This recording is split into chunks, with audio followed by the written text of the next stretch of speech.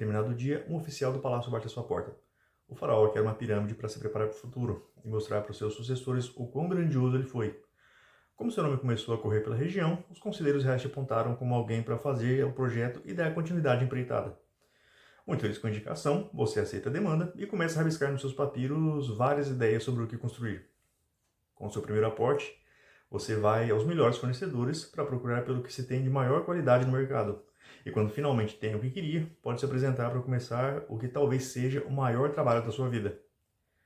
Em seu primeiro dia, com os trabalhadores já em campo e seu material já no sítio, máquinas são montadas para o levantamento de peso, o que é muito útil, já que a primeira tarefa vai pedir exatamente estruturas desse tipo. Dessa forma, com tudo devidamente armado, você enfim tira o pano de cima do que talvez seja o elemento mais importante, o piramídeo. Símbolos arcanos que mostram a importância do farol foram gravados nos seus arredores, em uma pedra muito resistente, e para que todo seu resplendor fosse devidamente notado, uma grossa camada de ouro foi cuidadosamente depositada nas 4 faces mais externas. Todos ficam encantados com aquela maravilha, e você, muito orgulhoso por ter conseguido impressionar. Sua primeira ordem é que o piramídeo seja içado até o ponto mais alto do que deve ser a pirâmide. E assim se começa a fazer. As amarrações são executadas e o bloco maciço e brilhante é tracionado até onde deve ser a ponta da pirâmide. Então ele cai. Intrigado, você manda que eleve novamente a peça. Os empregados o fazem cuidadosos e obedientemente. E, novamente, ele cai. Os capatazes olham um para o outro, um tanto constrangidos, e um deles sai para poder falar com o supervisor. Talvez esse seja o seu último dia de trabalho. Você olha para o céu em busca de respostas vindas dos deuses, mas o fez no momento errado. Provavelmente tarde. O que deveria ter sido feito era ter se olhado para eles anteriormente e se perguntado como eles, os deuses, faziam para construir. E você teria percebido que, como eles, deveria ter criado suas fundações o mais sólidas que pudesse. Descobriria também que a solidez devesse depender do quão preocupados com isso seus antecessores estavam e os copiar. Apesar de alguns autores não concordarem com o conceito de cumulatividade histórica, o presente podendo ser um resultado, mas não necessariamente um estado determinístico que seria alcançado invariavelmente, os mais sérios entre eles concordam com cumulatividade material. Afinal, um balde teve que ser criado para que a agricultura se desenvolvesse, e essa criou a necessidade de armazenamento, que levou à criação de silos, e necessidades promissórias levaram à invenção da moeda, e assim por diante até o fim do processo civilizatório. Talvez, se ninguém na Mesopotâmia milhares de anos atrás tivesse feito o balde, hoje nós não teríamos o avião. Materialmente, um estado atual precisa de um anterior para sua consolidação. Mas o que exatamente os deuses têm a ver com isso?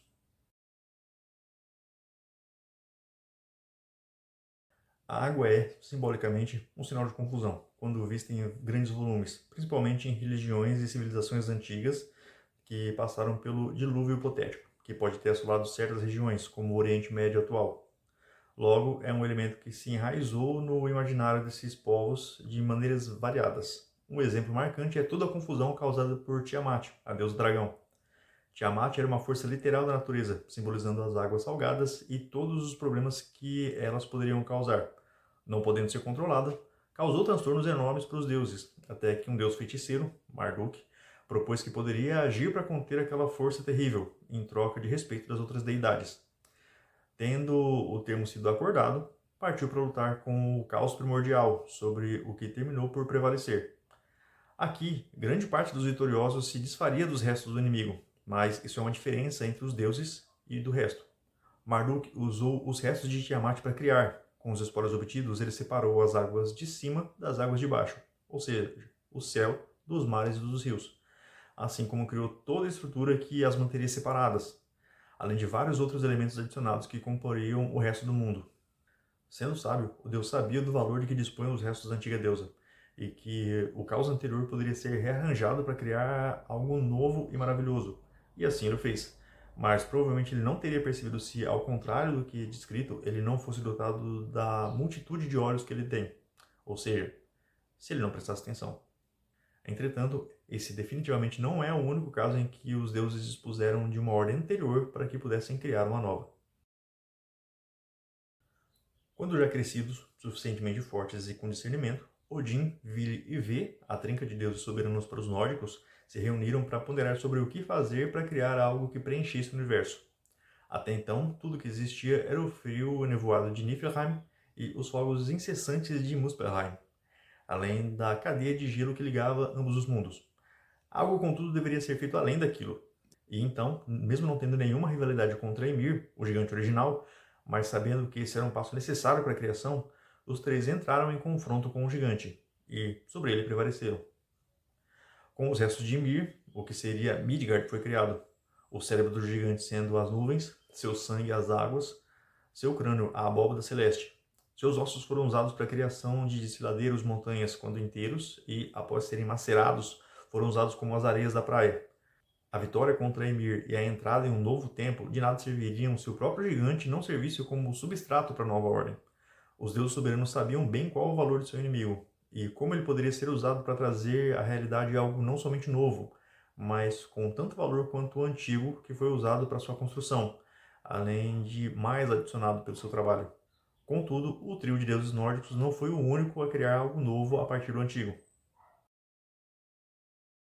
Com a insurreição de Zeus contra Cronos, o futuro rei do Olimpo, e seus irmãos, Poseidon, soberano dos mares, e Hades, senhor do submundo, após prevalecerem sobre seu pai, perceberam que toda uma máquina já existia e que deveria ser mantida em movimento para que houvesse um mínimo de ordem. Um sistema havia sido criado durante a Era de Ouro para que tanto deuses e titãs quanto homens se mantivessem vivos e operando sobre a Terra. E, como permitir que houvesse anarquia no mundo podia implicar o fim dessas duas espécies, divina e humana, e de qualquer uma que delas dependessem, os três domínios que formavam a realidade foram divididos entre esse trio, novas regras foram criadas para que essa nova era, a de prata, também pudesse funcionar, e o homem fosse colocado sob a tutela dos deuses. Ainda que uma nova ordem fosse imposta, ela seria sobre um mundo já existente, respeitando elementos fundamentais contidos nele. Qualquer que fosse a mudança a ser impressa, caso feita com uma impetuosidade muito acentuada, com ações excessivamente grandes, poderia também causar grandes consequências, que poderiam ferir o tecido social em questão de um modo profundo. E ninguém queria apostar, até então, se de uma maneira irreversível. Sabendo disso, muitas vezes ordens que querem uma mudança o tentam sob uma perspectiva, propondo mais uma mudança de atitude do que a substituição de um sistema, podendo algo tão brusco causar uma mazela irreparável. O proponente, em vez de uma derrubada, tenta abrir os olhos dos seus coetâneos, tentando fazê-los perceber que seus atos não são na direção correta, propriamente uma correção devendo ser feita para que os costumes tornem a ser adequados. Ou melhor, que eles se adequem àquilo que é devido. Afinal, com o tempo, o comportamento humano se degenerou, e isso deve ser reparado.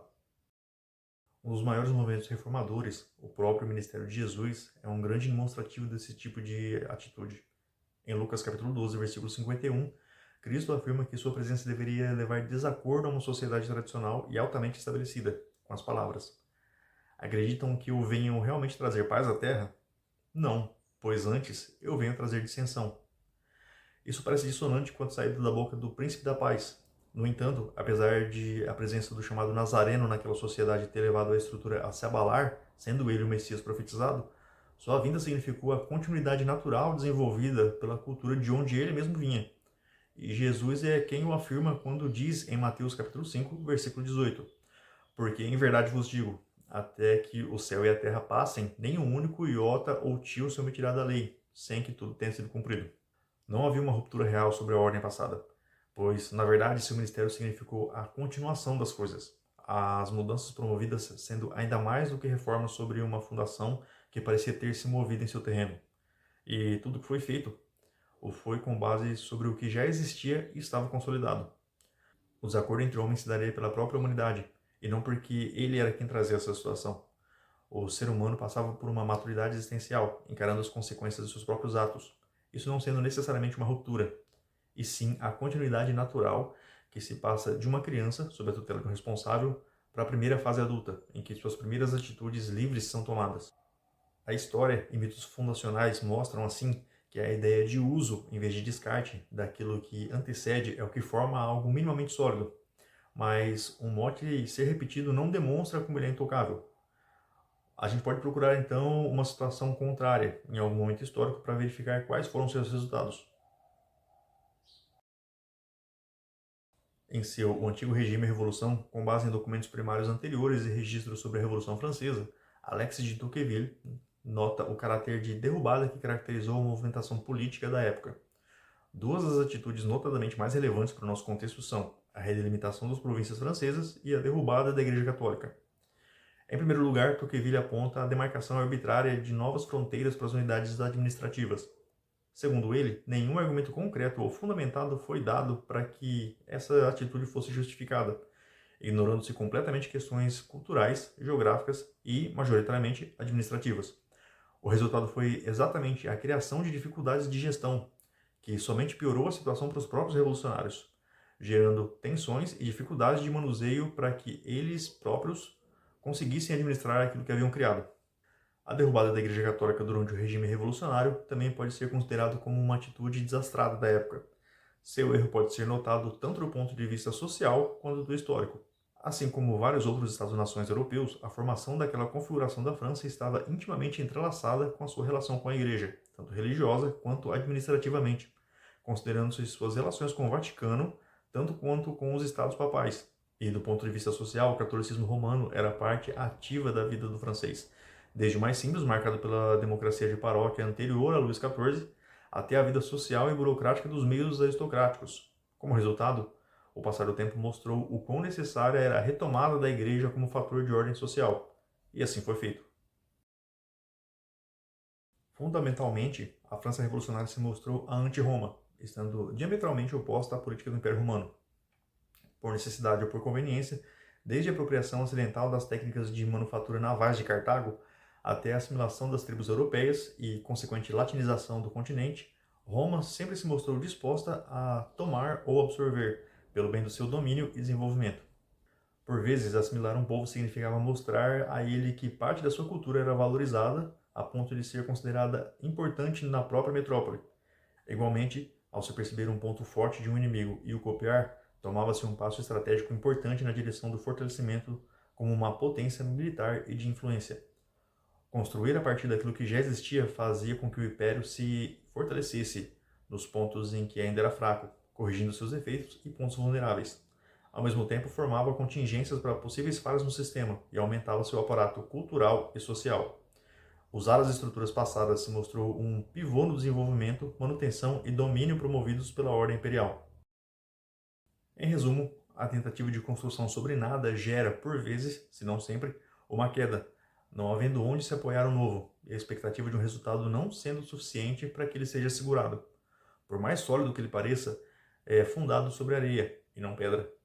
A admissão do passado na construção de um novo pode demonstrar a solidez estratégica de seus arquitetos, tendo pensado nos detalhes dos detalhes antes de seus projetos, prevenindo que eles sejam então pegos desprevenidos por problemas futuros, que podem ser inevitáveis, mas contra os quais eles podem se proteger.